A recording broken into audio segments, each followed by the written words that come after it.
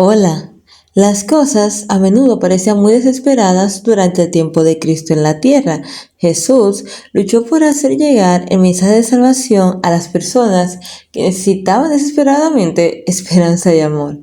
Fue constantemente cuestionado y denunciado por quienes tenían más motivos para no hacerlo, los líderes religiosos. Especialmente después de su crucifixión, no se puede culpar a los discípulos por sentirse abandonados por su maestro, que ya no estaba con ellos, pero podemos encontrar al saber que hubo muchos que sí creyeron quién era él. Eso es lo que nos dice Juan capítulo 8, verso 30. Al hablar él estas cosas, muchos creyeron en él. Después de su resurrección, aquellos creyentes no se quedaron callados, aunque también recibieron persecución y resistencia junto con los discípulos. Esto debe animarnos ahora y darnos fuerzas para seguir su ejemplo y llevar la verdad a todos los rincones del mundo. No estamos solos en nuestra lucha. Su Espíritu Santo nos es prometido. Sin embargo, no permitamos que ningún éxito que podamos tener nos haga confiar en nuestros planes y métodos humanos.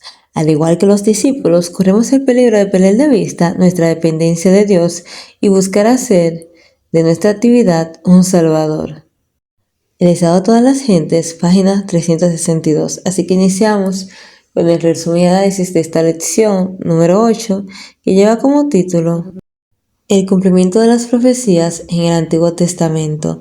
Y vamos con nuestro versículo para memorizar.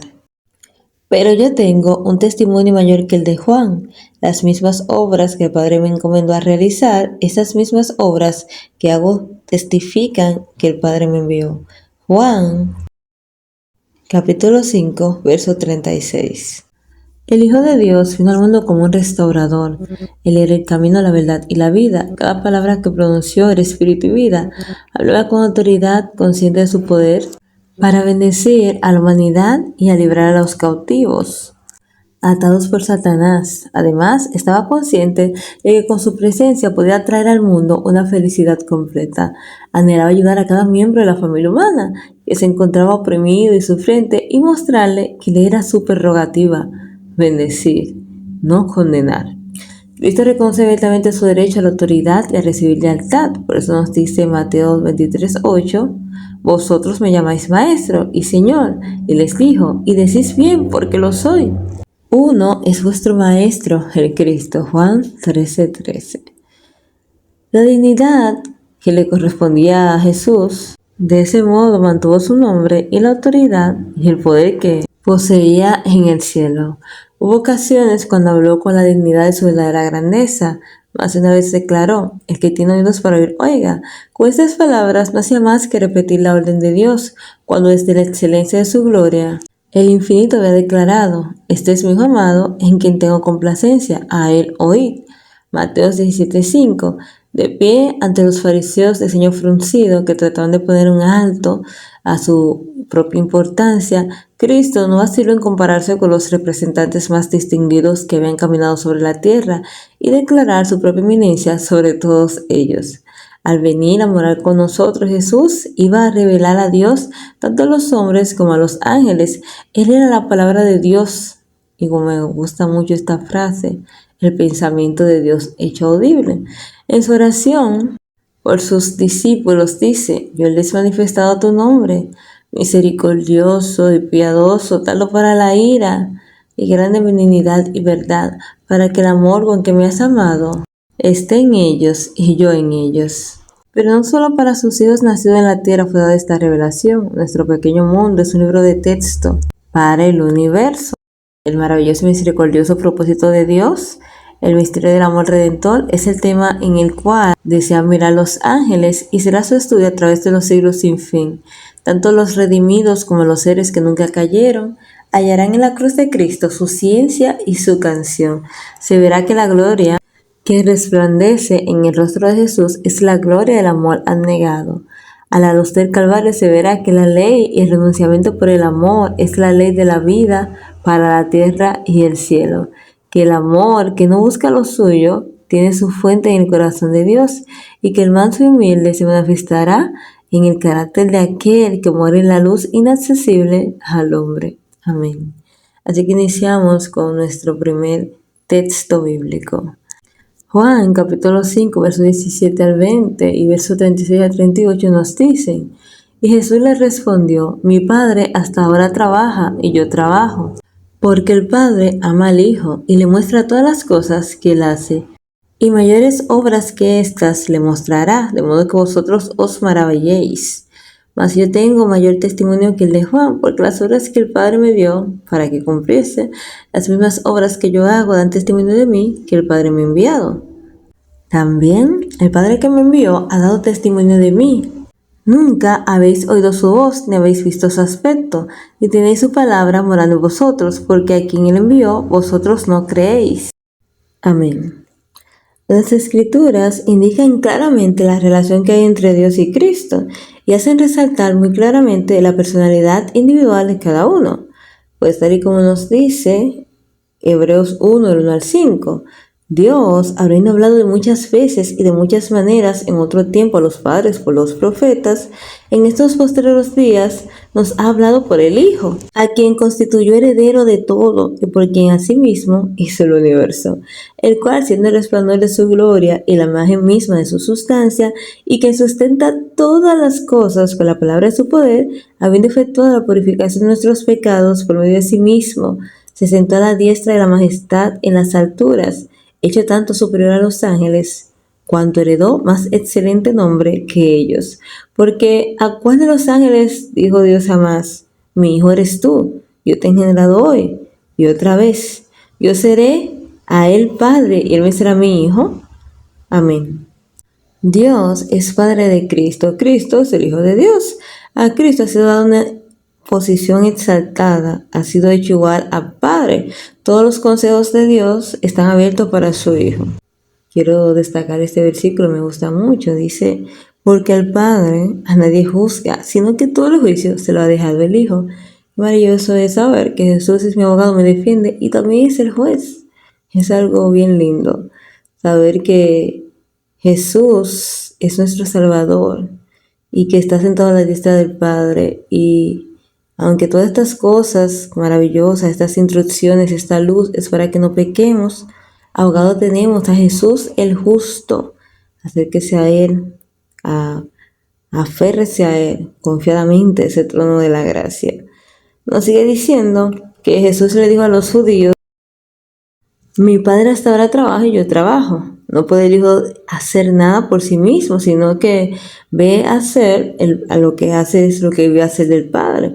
Porque todo lo que hace el Padre también lo hace el Hijo igualmente, porque el Padre ama al Hijo y le muestra todas las cosas que él hace, y mayores que ésta le mostrará, de modo que vosotros también te maravillaréis. Aquí se recalca otra vez la personalidad del Padre y la del Hijo, y se demuestra la unidad que existe entre ellos. Dios no anula sus leyes ni tampoco obra contrariándolas. Las usa continuamente como sus instrumentos. La naturaleza testigua que hay una inteligencia, una presencia y una energía activa que obran dentro de sus leyes, y mediante ellas existe la naturaleza, la acción del Padre y del Hijo. Por eso es que Cristo dice: mi Padre hasta ahora obra y yo obro. Los levitas, en su himno registrado por Nehemías: tú, oh Jehová, eres solo, tú hiciste los cielos y los cielos de los cielos, y toda su milicia, la tierra y todo lo que está en ella, tú vivificas todas estas cosas. Nehemías capítulo 9, verso 6. En cuanto se refiere a este mundo, la obra de la creación de Dios está terminada, pues fueron acabadas las obras desde el principio del mundo, pues nos dice este versículo, Hebreos 4:3. Pero su energía sigue ejerciendo su influencia para sustentar los objetos de su creación.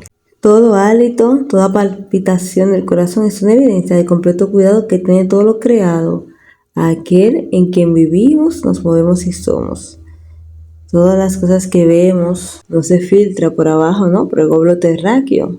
Y tampoco se sale, ya que Dios, cuando lo creó, dijo: hasta aquí llegarás. Todas las cosas están puestas con sabiduría y también están maravillosamente ejecutadas.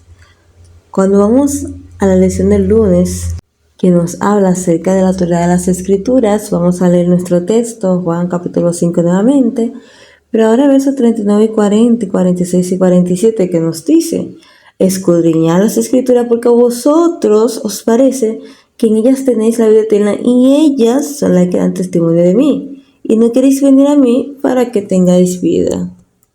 Porque si creyeseis al Mesías, Moisés, me creeríais a mí, porque de mí escribió él. Pero si no creéis a sus escritos, ¿cómo creeréis en mis palabras? Otra cita está en Juan capítulo 13, verso 18, Juan 17, y también vamos a ver lo que dice Juan 19, 24. No hablo de todos vosotros, yo sé a quienes he elegido, mas para que se cumpla la escritura, el que come pan conmigo levantó contra mí su carcañal. Cuando estaba con ellos en el mundo, yo lo guardaba en tu nombre. A los que me diste, yo los guardé, y ninguno de ellos se perdió, sino el hijo de perdición, para que las escrituras se cumpliesen. Le damos gracias a Dios por esta lluvia de bendición que está cayendo en estos momentos. Continuamos leyendo Juan capítulo 19. Entonces dijeron entre sí, no lo partamos, sino echemos suerte sobre ella, a ver de quién será. Esto fue para que se cumpliese la escritura que dice, repartieron entre mí vestidos y sobre mí echaron suerte. Y así lo hicieron los soldados. Después de esto, sabiendo Jesús que todo estaba consumado, dijo, para que la escritura se cumpliese, tengo sed. Porque estas cosas sucedieron para que se cumpliese la escritura. ¿No será quebrado hueso suyo? Amén. En las enseñanzas que dijo Jesús cuando estuvo personalmente aquí entre los hombres, él dirigió los pensamientos del pueblo hacia el Antiguo Testamento. Dijo a los judíos, escudriñad las escrituras porque vosotros os parecen que en ellas tenéis la vida eterna, y ellas son las que dan testimonio de mí. En aquel entonces los libros del Antiguo Testamento eran la única parte de la Biblia que existía. Otra vez el Hijo de Dios declaró, a Moisés y a los profetas tienen, óiganlos. Y agregó, si no oyen a Moisés y a los profetas, tampoco se persuadirán si alguno se levantare de los muertos. Lucas 16, versos 29 y 31. Jesús confió en la sabiduría y la fuerza de su Padre Celestial. Llamando la atención a su propio ejemplo, Él nos dice, ¿quién hay de entre vosotros que teme a Jehová, que anda en tinieblas y no tiene luz? Confía en el nombre de Jehová y apóyese en su Dios. Isaías 50, versos 7 al 10. Viene el príncipe de este mundo, dice Jesús, mas no tiene nada de mí. Juan 14:30. No había en él nada que responder a los sofismas de Satanás. Él no consintió en pecar, ni siquiera por un pensamiento se dio a la tentación. Así también nosotros podemos hacer. La humanidad de Cristo está unida con la divinidad, fue hecho idóneo para el conflicto mediante la permanencia del Espíritu Santo en él, y vino para hacernos partícipes de la naturaleza divina. Mientras estemos unidos con él por la fe, el pecado no tendrá ningún dominio sobre nosotros. Nuestro tercer texto, hablando sobre la profecía del Antiguo Testamento acerca de Jesús, parte 1, pues son diferentes citas y vamos a empezar a leer. Juan, capítulo 1. Dijo, yo soy la voz de uno que clama en el desierto. Enderezad el camino del Señor, como dijo el profeta Isaías. Isaías 43. Voz que clama en el desierto, preparad camino a Jehová, enderezad calzada en la soledad a nuestro Dios. Juan capítulo 2, 16 al 17. Y dijo a los que vendían palomas, quitad de aquí esto y no hagáis esto en la casa de mi Padre como mercado. Entonces se acordaron sus discípulos que está escrito, el celo de tu casa me consume. Salmo 66, 9. Porque me consumió el celo de tu casa y los denuestos de los que vitupeaban cayeron sobre mí. Juan capítulo 7, verso 38. El que cree en mí, como es la escritura, de su interior correrán ríos de agua viva. Jeremías capítulo 2, verso 13. Porque dos males ha hecho mi pueblo. Me dejaron a mí fuente de agua viva y cavaron para sí cisternas vacías, cisternas rotas que no retienen agua. Juan, capítulo 19, verso 36 nos dice, porque estas cosas sucedieron para que se cumpliese la escritura. No será quebrado hueso suyo. Números, capítulo 9, verso 12. No dejarán de animal sacrificado para la mañana, ni quebrarán hueso de él, conforme a todos los ritos de la Pascua la celebrarán. Amén. Dios se buscó un mensajero en Juan el Bautista para preparar el camino del Señor. Este debía dar al mundo un testimonio resuelto al reprobar y denunciar el pecado. Lucas, cuando anuncia su misión en su trabajo, dice, e irá delante de él con el espíritu y el poder de Elías, para hacer volver a los corazones de los padres a los hijos y de los rebeldes a la prudencia de los justos. La voz de Juan resonó como una trompeta y su misión era: anuncia a mi pueblo su rebelión y a la casa de Jacob su pecado. Isaías 58:1. No había recibido educación en las escuelas humanas. Dios y la naturaleza habían sido sus maestros en la tarea de preparar el camino del advenimiento de Cristo. Se necesitaba uno que fuera tan valiente como para hacer oír su voz, al igual que los profetas de la antigüedad, y amonestar a la nación degenerada para que se arrepintiera. Una luz, un heraldo que proclamase la venida de Cristo para llamar la atención de la nación judía y del pueblo y el mundo entero en esta misión. Y esto fue con el fin de que pudieran estar preparados para recibirle. El admirable personaje a quien Juan había anunciado había estado entre ellos durante más de 30 años y no le habían conocido en realidad como el enviado de Dios. El remordimiento se apoderó de sus discípulos porque habían dejado que la incredulidad impregnase sus corazones. Nuestros próximos versículos, de tantos maravillosos que hay, que nos dan testimonio del cumplimiento de las profecías, todo lo que se dijo de Jesús en el Antiguo Testamento se cumplió por él en el Nuevo Testamento. Podemos descansar en sus brazos porque sabemos que en él tenemos ese descanso. Sabemos cómo las cosas se han cumplido tal y como él lo dijo en el tiempo y momento que él lo ha dicho. A veces nos sentimos un poco seguros porque decimos, wow, pero no sé cuándo Cristo viene. El espíritu de profecía es luz menor, arroja todos esos datos importantes. Hay que saberlo leer.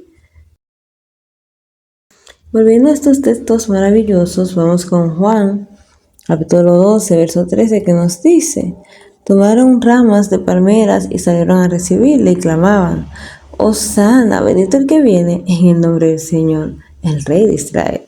Salmos capítulo 118, verso 26 nos dice: bendito el que viene en el nombre de Jehová, desde la casa de Jehová os bendecimos.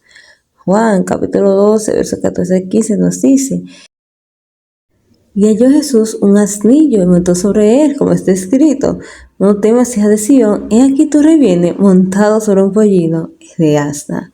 Zacarías capítulo 9, verso 9 nos dice: alégrate mucho, hija de Sión, de voces de júbilo. Hija de Jerusalén, he aquí tu rey vendrá a ti justo y salvador, humilde, y cabalgando sobre un asno, sobre un pollino, hijo de asna. Juan capítulo 13, verso 18 también nos dice: no habló de todos vosotros, yo sé quién es elegido, más para que se cumpla esta escritura, ¿no? Estas cosas que dijeron los profetas. El que come pan conmigo levantó contra mí su calcañar. Y Salmo 119, 41:9, que dice: aún el hombre de mi paz, en que yo confiaba, el que de mi pan comía, alzó contra mí el calcañar. Juan 19:37 nos dice, y también otra escritura dice: mirarán al que traspasaron. Zacarías capítulo 12, verso 10 nos dice: y derramaré sobre la casa de David y sobre los moradores de Jerusalén espíritu de gracia y de oración. Y mirará a mí, a quienes traspasaron, y llorarán cuando se llora un hijo unigénito, afligiéndose por él como quien se aflige por un primogénito. Zacarías 13:6 nos dice: y le preguntarán: ¿qué heridas son estas en tus manos? Y él responderá: con ellas fui herido en casa de mis amigos. Versículo maravilloso. 500 años antes del nacimiento de Cristo, el profeta Zacarías predijo así la venida del rey de Israel. Esta profecía se iba a cumplir ahora. El que siempre había rechazado los honores reales iba a entrar en Jerusalén como el prometido heredero del trono de David. Fue en el primer día de la semana cuando Cristo hizo su entrada triunfal en Jerusalén. Las multitudes que se habían congregado para verle en Betania le acompañaban ansiosas de presenciar su recepción. Mucha gente que iba en camino a la ciudad para observar la Pascua se unió a la multitud que lo acompañaba. Los sacerdotes y traficantes huyeron de su presencia arreando su ganado. Al alejarse del templo, se encontraron con una multitud que venía con sus enfermos en busca del gran médico. Ansiosos de llegar a aquel que era su única esperanza, de nuevo se llenaron los atrios del templo de enfermos y inválidos. Y una vez más Jesús los atendió. Volvió, quedándose tranquilamente al templo, oyeron las voces de hombres, mujeres y niños que alababan a Dios. Al entrar quedaron estupefactos ante la maravillosa escena. Vieron a todos esos enfermos, ¿no? Ya estaban sanos, tenían vista los ciegos, los oídos de los sordos podían escuchar y los tullidos saltaban de gozo. Repetían los hosanas del día anterior y agitaban triunfalmente la palma ante el Salvador. Y decían estas exclamaciones: bendito, bendito el que viene en el nombre de Jehová. Amén. Cuando la verdad llega a ser un principio permanente en nuestras vidas, el alma renace, no de su simiente corruptible, sino de la incorruptible. Por la palabra de Dios que vive y permanece para siempre, este nuevo nacimiento es el resultado de haber recibido a Cristo como la palabra de Dios. Cuando la verdad es divina, son impresas sobre el corazón por el Espíritu Santo, se despiertan nuevos sentimientos y las energías entonces latentes son despertadas para cooperar con Dios. Así sucedía con Pedro y sus condiscípulos. La palabra dio testimonio por medio de ellos, los hombres de selección, y proclamaron la importante verdad. Y aquel verbo fue hecho carne, habitó entre nosotros, lleno de gracia y lleno de verdad. El apóstol exhortó a los creyentes a estudiar las Escrituras, para que por medio de un adecuado entendimiento de ellas pudiesen realizar esa segura obra para la eternidad. Pedro comprobó que en la experiencia de cada persona que finalmente obtiene la victoria, existen momentos de perplejidad y prueba, pero se ve también que la comprensión de las Escrituras podía capacitar al tentado, trayendo a su mente promesas que podrían confortar el corazón y reforzar la fe en el Dios Todopoderoso. Continuamos nuestras otras citas. Una está en Juan capítulo 8, 12 al 30. Nos dice de la siguiente manera: otra vez Jesús les habló diciendo: yo soy la luz del mundo, el que me sigue no andará en tinieblas, sino que tendrá luz de la vida. Entonces los fariseos le dijeron: tú das testimonio acerca de ti mismo, tu testimonio no es verdadero. Respondió Jesús y le dijo: aunque yo doy testimonio acerca de mí mismo, mi testimonio es verdadero, porque sé de dónde he venido y a dónde voy, pero vosotros no sabéis de quién has venido y a dónde vas. Y también dijo: vosotros juzgáis según la carne. Yo no juzgo a nadie, sino, y si lo juzgo, mi juicio es verdadero, porque yo no soy solo, sino que yo y el que me envió, el Padre. En nuestra ley está escrito que el testimonio de los hombres es verdadero. Yo soy el que da testimonio de mí mismo, y el Padre que me envió da testimonio de mí. Ellos le dijeron: ¿dónde está tu Padre? Respondió Jesús: ni a mí me conocéis, ni a mi Padre. Otra vez Jesús les dijo: yo me voy y me buscaréis, pero vuestros pecados moriréis. A donde yo voy, vosotros no podéis venir. Decían entonces los judíos: ¿acaso se matará a sí mismo, que dice: donde yo voy, vosotros no podéis ir? Y les dijo: vosotros sois de abajo, yo soy de arriba. Vosotros sois de este mundo, yo no soy de este mundo. Por eso dije que moriréis en vuestros pecados. Porque si no creéis que yo soy, en vuestros pecados moriréis. Entonces le dijeron: ¿tú quién eres? Entonces Jesús le dijo: lo que desde el principio os he dicho, muchas cosas tengo que decir y juzgar de vosotros, pero el que me envió es verdadero y yo lo he oído a él, y de esto hablo al mundo. Pero no entendieron que les hablaba del Padre.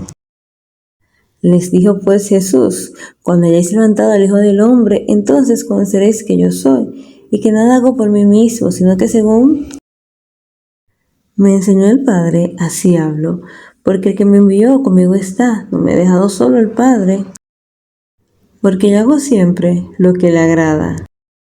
Y hablando en tales cosas, muchos creyeron en él. Amén. Jesús fue seguido de ciudad en ciudad durante su ministerio. Sacerdotes y gobernantes lo acosaban, tergiversando sus labores y su misión. A los suyos vino y los suyos no lo recibieron. Los ángeles presenciaban cada paso del conflicto y se maravillaban en las estratagemas de Satanás contra el Hijo de Dios. Aquel que había seguido a Jesús en poder y gloria en el cielo, había quedado tan bajo que se dedicaba a influir en las mentes de los hombres para que siguieran los pasos de Cristo de ciudad en ciudad. Cuando Cristo buscó al huerto en Getsemaní, el enemigo oprimió su alma con tinieblas. Ni siquiera sus discípulos velaron con él durante aquella hora de prueba. Oyeron la agonía de la oración que salía de sus labios pálidos y temblorosos, pero pronto permitieron que el sueño los venciera y dejaron a su maestro sufriente luchar con los poderes de las tinieblas. Vemos cómo el pueblo que profesa ser justo puede poner en acción al espíritu de Satanás y realizar sus impíos propósitos a través de la envidia, los celos y el fanatismo religioso. Hay una guerra entre Satanás y el pecador, entre los ángeles caídos y los seres humanos que han caído. Ambos poseen los mismos atributos, ambos son perversos a causa de la apostasía y el pecado. La predicción que fuera hecha en el Edén se refiere en forma especial a Cristo y a todos los que aceptan y confiesan que Él es el unigénito Hijo de Dios. Cristo ha solicitado participar en el conflicto que se libra contra el príncipe del mal y la potestad de las tinieblas a herir la cabeza de la serpiente. Todos aquellos que son hijos e hijas de Dios son sus elegidos, sus soldados, que han de enfrentarse con principados y potestades, como gobernantes de las tinieblas del mundo,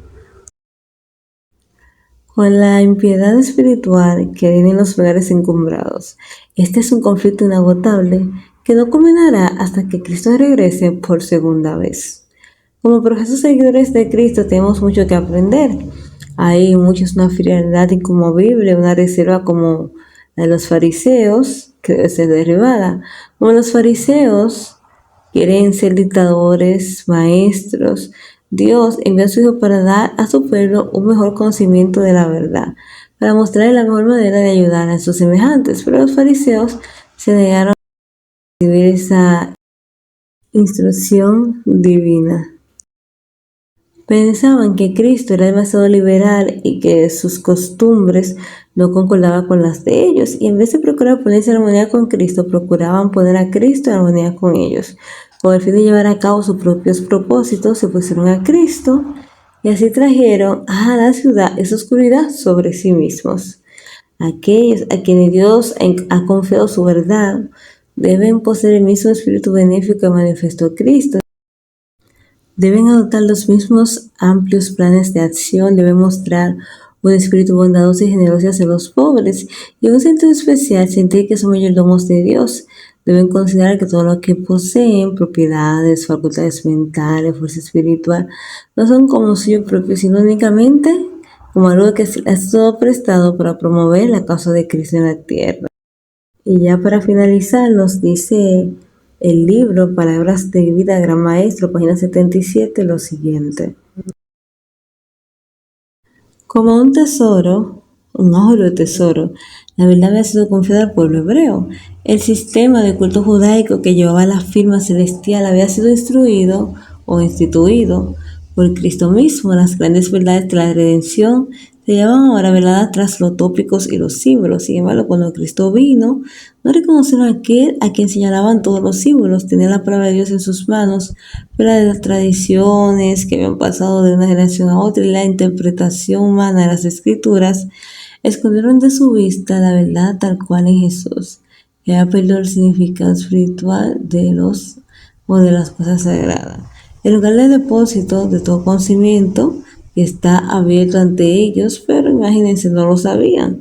Dios no esconde su verdad de los hombres por su propia conducta, ellos se oscurecen sí mismos. Cristo dijo al pueblo judío abundantes evidencias de que él era el Mesías, pero su enseñanza exigía un cambio decidido en sus vidas. Ellos vieron que si recibían a Cristo debían abandonar sus máximas tradiciones favoritas y sus prácticas egoístas e impías. Exigían un sacrificio al recibir la verdad invariable y eterna. Por lo tanto, no admitieron la más concluyente evidencia que Dios pudo dar a fin de establecer la fe en Cristo. El testimonio que contenía con respecto a la vida y el carácter de Cristo. Tuvieron miedo de ser convencidos, o sea que se conviertan y se vieran obligados a abandonar todas esas opiniones preconcebidas. El tesoro del Evangelio, en cambio, la verdad de la vida, estaba entre ellos, pero rechazaron la dádiva más grande que los cielos pudieran conceder. Qué pena. Así que muchísimas gracias por ver. Hasta aquí nuestro video de hoy. Nos vemos la próxima semana analizando y resumiendo la próxima lección. Bendiciones. Bye. Gracias por ver.